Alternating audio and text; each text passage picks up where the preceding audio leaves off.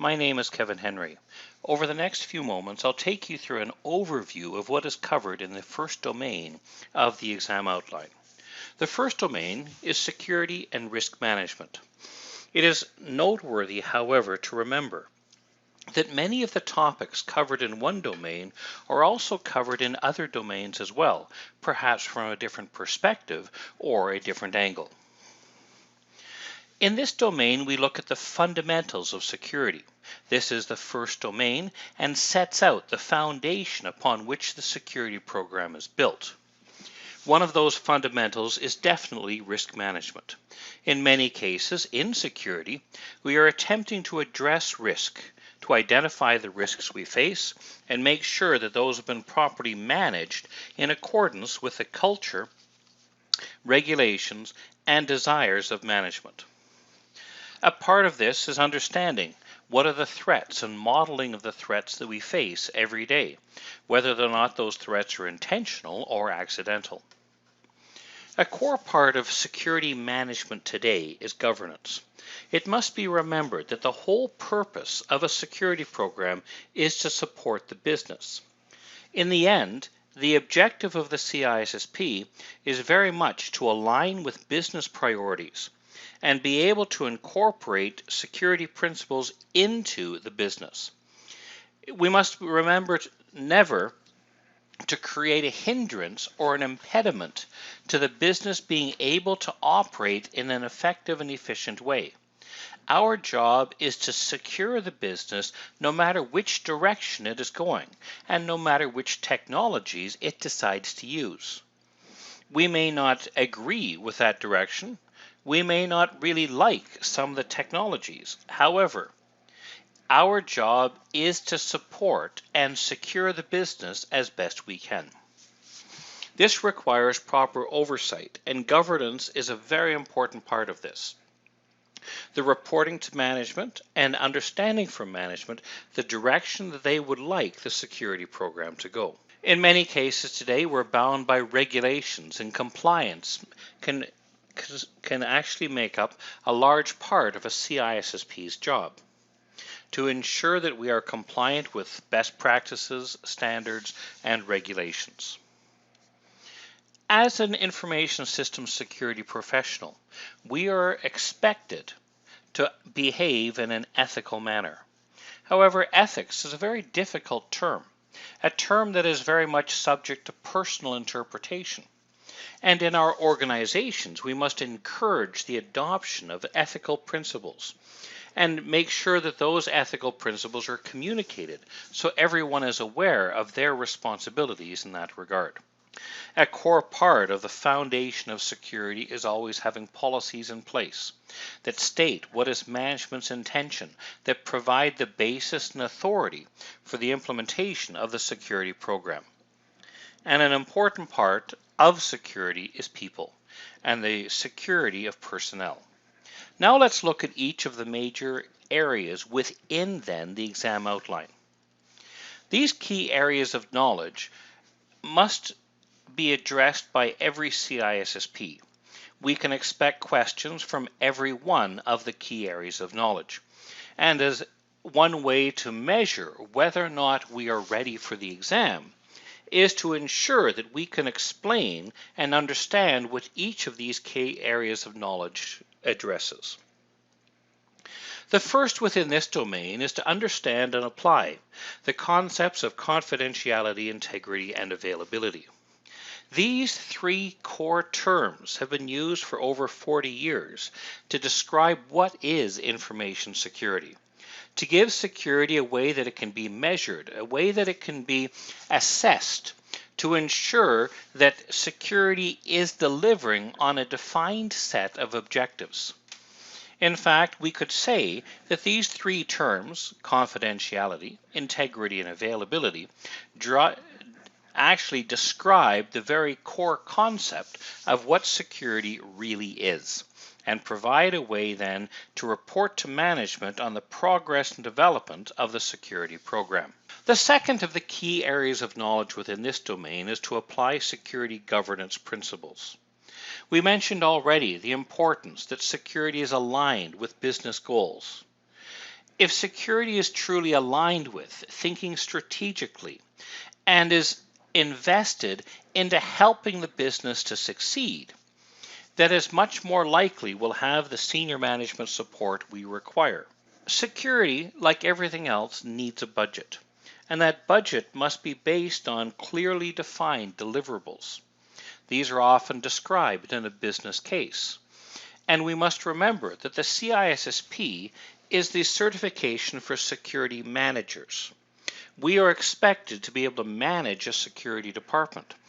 That often requires the creation of business cases to justify investment, the management of budget to ensure that we find a correct balance between security and cost, and the efficient use of the resources we have, whether or not those are people, equipment, and time. Our goal is to build security into every organizational process.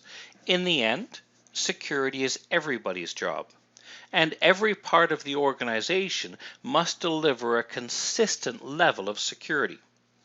This means, in many cases, as the business grows and evolves, we have to ensure that security is being considered in those developments and changes within the business. These can include, for example, acquisitions of other companies, divestitures, and of course this core concept of governance to show that security is being considered within the organizational processes, and the success of that is being reported to management.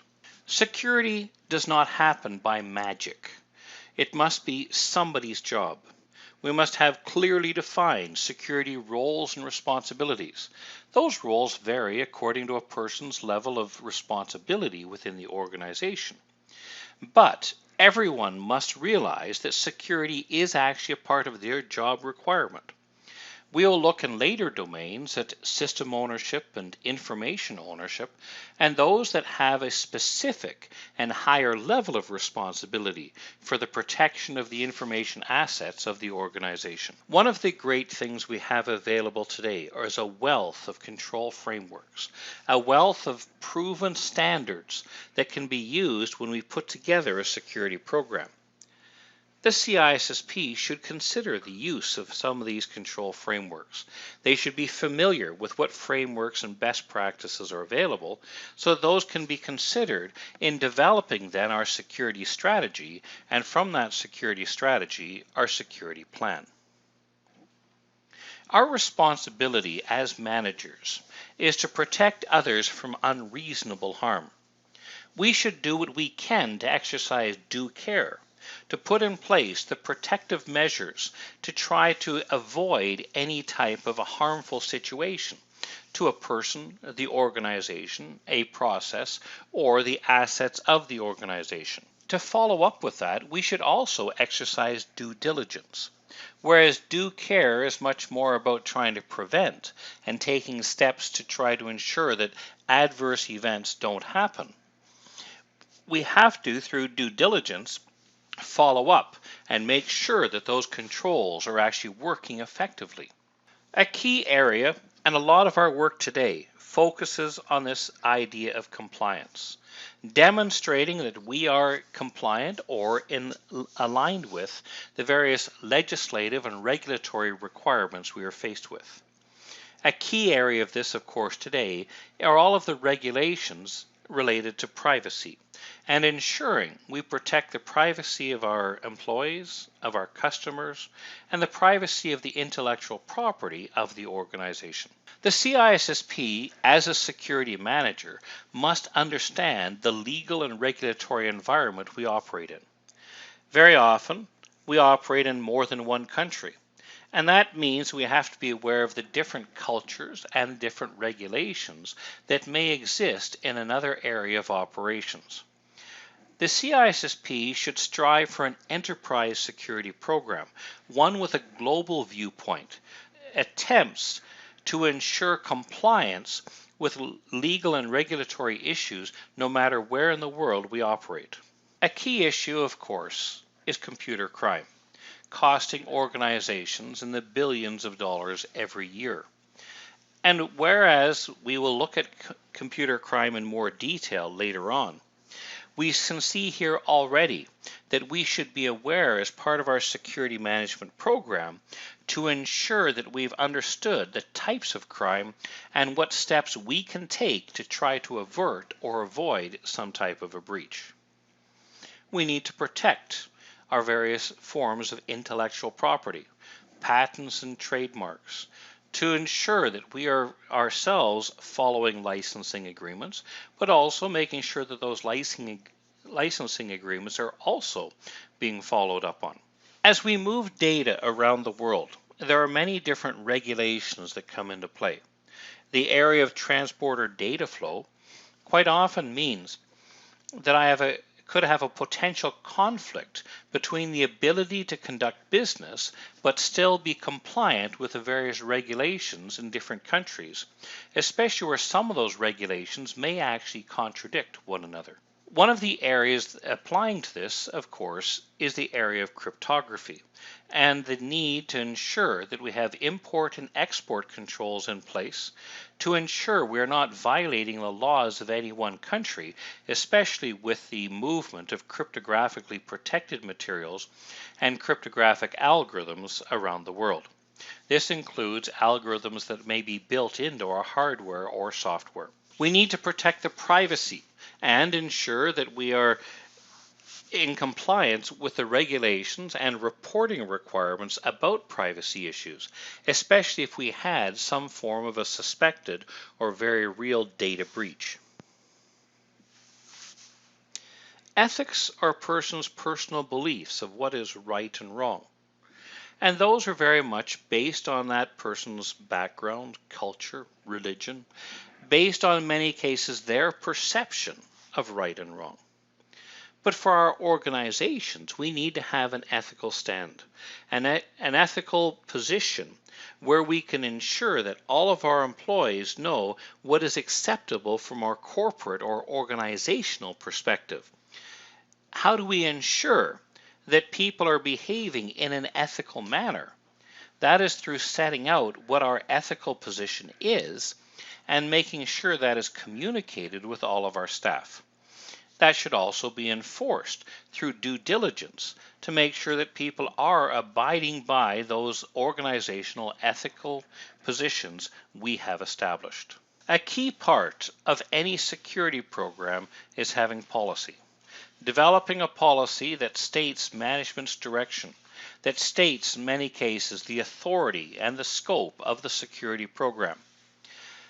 These policies must be developed, but furthermore must be implemented. In order to implement a policy, we will often implement the good words of policy through procedures, step-by-step actions, through standards, the development of hardware or software standards that we enforce within our organization to achieve a consistent level of configuration and security. We can also put in place guidelines which will attempt to give instruction on how to be compliant with our policies, standards, and procedures. An important part of security, as we looked at the beginning of this chapter, is availability. The availability of our information and the availability of our systems. So the systems and information are there when the business needs them. This means that as a security manager, we should support business continuity efforts to ensure that data is being backed up, to ensure that our various applications have been addressed as far as their criticality and sensitivity. We support the development of business impact analysis initiatives to determine what level of impact any outage would have on the business.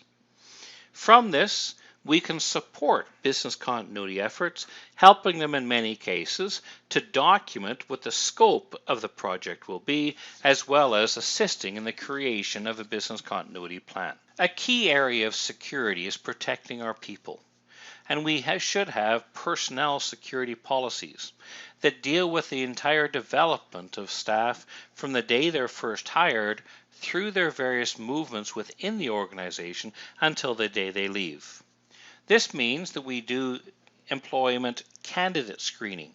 So we look at who could be a suitable employee based on perhaps reference checks, background checks, and whatever other types of screening is suitable and legal within our jurisdiction. A part of ensuring compliance is to ensure that everyone knows what the rules, regulations, and policies are. And having employment agreements and policies that are communicated with employees is essential for that. When an employee leaves, whether or not that leaving is voluntary or involuntary, we should have an employment termination process that gets followed to ensure we've recovered any assets that employee has. We remind them perhaps of non-disclosure agreements that they are bound by. And we ensure that any corporate assets they have been recovered, as well as their access having been turned off, so they're not able to continue using their accounts once they have left the premises. All of our security policies apply to anybody within our business, not just to employees, but also to contractors, vendors, and consultants that may be coming in to do work within our building. These people also should be aware of what our personnel security policies are, how to work in a safe manner, and one which is compliant with the policies of our organization with regard to information access, information sharing, and of course network access as well. We work with HR to ensure compliance with the policies, procedures we have, such as an acceptable usage policy. We, of course, through all of this still have to maintain privacy, and an important part when we do investigations and when we deal with our employees is to maintain the confidentiality of those investigations. A very important part of any security program is to use the limited resources we have to the places that will provide the most benefit. And one of the ways to determine what those areas are is through a process of risk management. Risk management should be something a CISSP is very familiar with, able to understand and apply the risk management concepts in an effective way.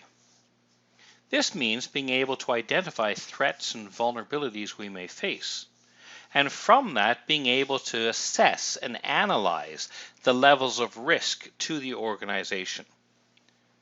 As a CISSP, we may use a quantitative, a qualitative, or even a hybrid of a semi-qualitative type of approach towards then risk assessment and analysis. The results of our risk assessment will be the delivery of a risk assessment report, outlining the risks as well as the prioritization of those risks.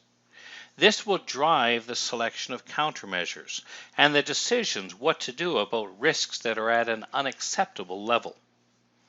We implement various controls, and the intention of those controls is to specifically address any of those risks that are outstanding.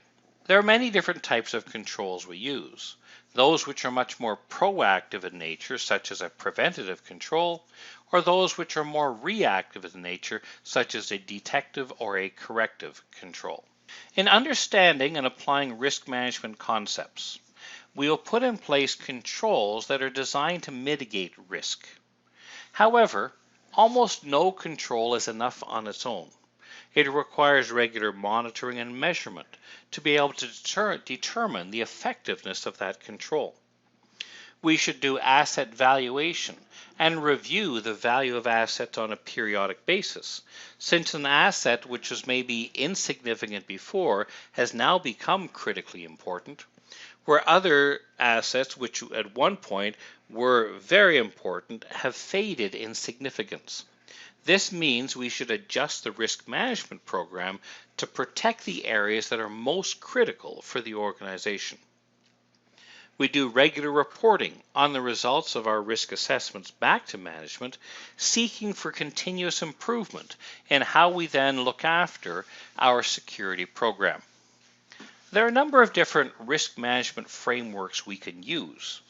As a CISSP, we should be familiar with several of these risk frameworks, so we're able then to provide advice to management on how to actually manage risk in an effective but should we say, also accepted manner.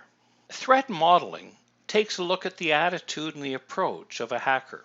It takes a look at the things that could go wrong. Many of these, of course, could be based on adversaries, but a lot are based on contractors or employees who may have done something, unintentional, or even a trusted partner who themselves was breached. We should understand the source of threats, as well as to be able to look at the ways that many attacks could actually happen. We should be familiar with the concepts of social engineering and spoofing, masquerading and pretending to be somebody I'm not. And then we should look at the ways to reduce threats, to reduce either the impact of a threat or the likelihood of a threat through some form of reduction. The analysis of the effectiveness of our controls can help us to measure the amount of residual risk we still face as an organization. We should be able to understand how technology can help us in many cases to remediate the various threats we face. Technology which will then be built into our software architectural models, into our day-to-day operations of our systems. We integrate security risk considerations into the entire business, including new developments, new acquisitions, and all of our practices. We enhance the security capabilities that our hardware and software has. We ensure that our various business services are built with proper security and risk management concepts integrated and woven into those business operations. We do third-party assessments and monitoring, which includes on-site assessment of what types of issues maybe a third-party supplier may have. We do document exchange to ensure that they have attestations of compliance, and we'll do a regular review of their processes and policies to ensure that a third party is not going to pose a risk to our business operations. In all of this, we need to ensure that minimum security requirements are met at the very least, so that we have a consistent baseline of security across the organization. Quite often when dealing with third parties, we'll put in place service level agreements to ensure that they meet the required standards of response time, risk mitigation, reporting, and compliance. It has often been said that people are the weakest part of a security program, but in many cases they are also one of the best parts of our security program. Ensuring that our staff has been properly trained is an important role of the CISSP. A person cannot be expected to do a job if they've not been trained in how to do it properly. So part of the CISSP will be ensuring that our staff has an appropriate level of awareness of security issues. They have the training how to use our various tools or follow various security processes, and they'll have the education necessary to make the right decisions about what to do or how various, security risks should be mitigated. An awareness program should be ongoing, at least on an annual basis, and we should ensure that all of our staff has, of course, received both awareness and training as necessary to conduct their job. This means that our training and education programs will be reviewed on a periodic basis to ensure that the content of those programs is relevant and up to date with what is, of course, required today. In a summary, this is a very important foundational level domain. The CISSP we know is a management level certification, and the CISSP candidate must therefore understand the importance of being a leader in security, understanding the principles of security management, what is security and what is risk, and being able then to manage budget, priorities, and personnel effectively.